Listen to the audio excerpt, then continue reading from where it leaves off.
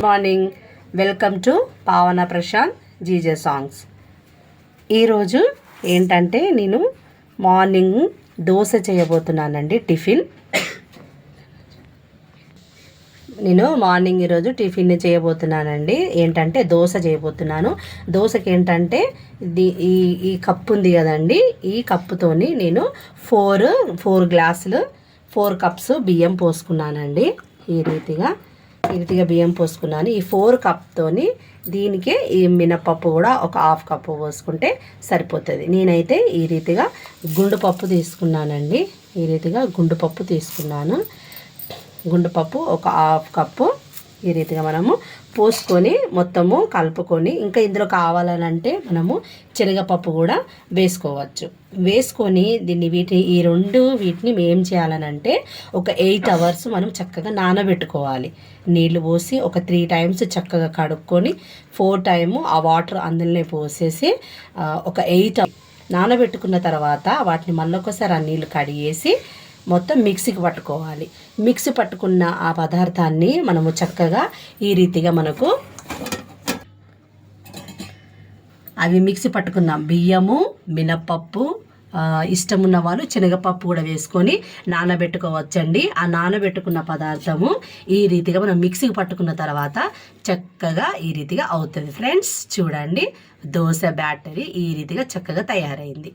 నాకైతే ఇంత చక్కగా వచ్చిందండి. చూడండి, మనం ఈ రీతిగా పిండి చక్కగా పులిసిందంటే దోశ ఎంత చక్కగా వస్తుందంటే అంత చక్కగా వస్తుంది ఫ్రెండ్స్. మనం హోటల్లో మాదిరిగా దోశ చూడండి ఫ్రెండ్స్, నాకైతే పిండి చక్కగా పులిసింది. ఈ రీతిగా చూడండి ఎంత బాగా వస్తుంది. మనం దోశ వేసుకున్నా కానీ చక్కగా ఉంటుంది. మనం తినేటప్పుడు కూడా చక్కగా తిననీకి ఇష్టం అనిపిస్తుంది. చూడండి ఈ రీతిగా చక్కగా పులిసింది. ఇప్పుడు మనము దోశ వేసుకుందాము. చూడండి ఫ్రెండ్స్, నేనైతే ఈ దోశకి పుదీనా చట్నీ చేయబోతున్నాను. ఈ రీతిగా పుదీనా చట్నీ చేయబోతున్నాను. పుదీనా చట్నీకి కావాల్సిన పదార్థాలు చూడండి ఒకసారి. పుదీనా ఒక కట్ట, ఒక 2 రెమ్మలు కరివేపాకు, తర్వాత మనకు తగినంత పచ్చిమిరపకాయలు. నేనైతే ఒక 17-18 తీసుకున్నానండి. ఎందుకనంటే మనము పుదీనా చట్నీకి కారం కొంచెం ఎక్కువ ఉంటేనే టేస్ట్ బాగుంటుంది కదా. అందుకే నేనైతే కొన్ని 17-18 దాకా నేను తీసుకున్నానండి పచ్చిమిరపకాయలు. ఒక ఎల్లిపాయ, తర్వాత కొంచెము జీలకర్ర, తర్వాత ఒక 10 టమాటాస్ తీసుకున్నానండి. ఒక 10 టమాటాస్ తీసుకున్నాను. ఇవన్నీ కలిపి మనము మిక్సీ పట్టుకుందాము. మిక్సీ పట్టుకున్న తర్వాత చక్కగా పేస్ట్ అవుతుంది కదా.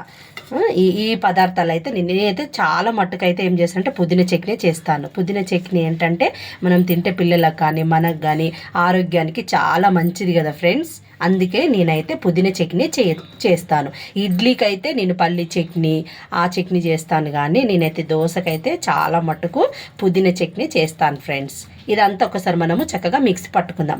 ఏంటంటే ఈ టమాటాస్, పచ్చిమిర్చి, ఈ పుదీనా, ఈ జీలకర్ర ఇవన్నీ వేసి మనము ఆయిల్లో ఫ్రై చేసుకోవాలి ఫ్రెండ్స్. ఇవన్నీ మనం ఆయిల్లో ఫ్రై చేసుకుందాము.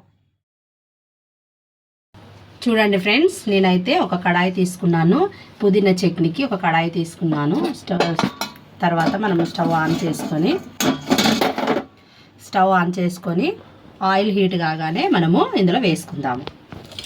నేను మిర్చి చెప్పాను కదా ఫ్రెండ్స్, మిర్చి వేసుకుందాము. ఇట్లా ఈ రీతిగా ముక్కలుగా కట్ చేసుకొని వేసుకోవాలి. దీని తర్వాత టమాటా వేసుకోవాలి.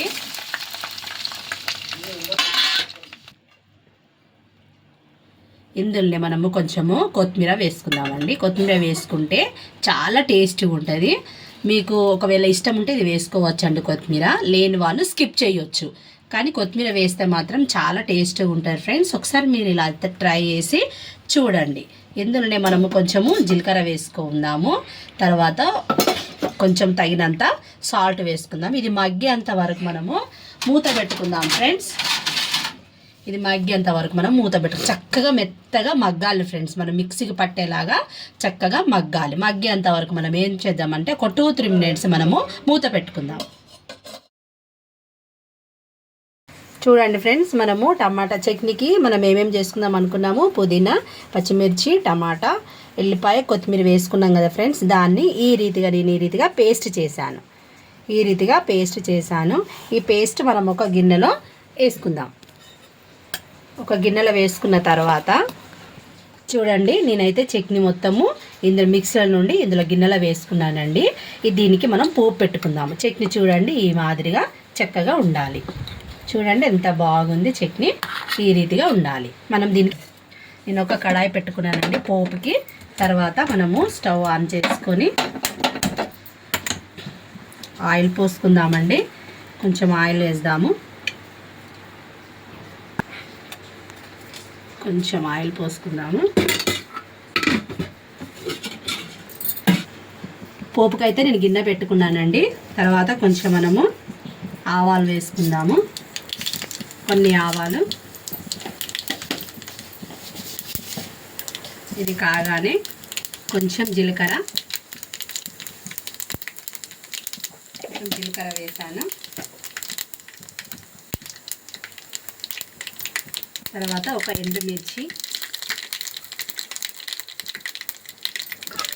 తర్వాత కొంచెము కరివేపాకు. ఈ కరివేపాకు వేయంగానే మనము ఆయిల్ పైకి వస్తుంది కదండి, ఒక్కసారి చూడండి చక్కగా పోపు వేయిందండి. జీలకర్ర, ఆవాలు, కరివేపాకు, ఒక ఎండుమిర్చి వేసానండి. ఇది వేయగానే చక్కగా ఈ పోపు చక్కగా అయింది. దీన్ని తీసి మనము ఇది ఆఫ్ చేద్దామండి. ఇది ఆఫ్ చేసేసి మనము ఇందాక వేసుకున్నాం కదండి చట్నీ, అందులో వేద్దాం.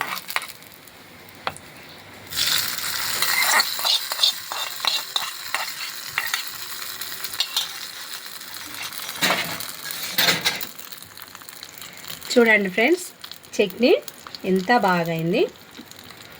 ఈ రీతిగా చక్కగా అయిందండి చట్నీ. మనం పోపు వేసాము కదండి, ఈ రీతిగా చక్కగా కలుపుకుందాం.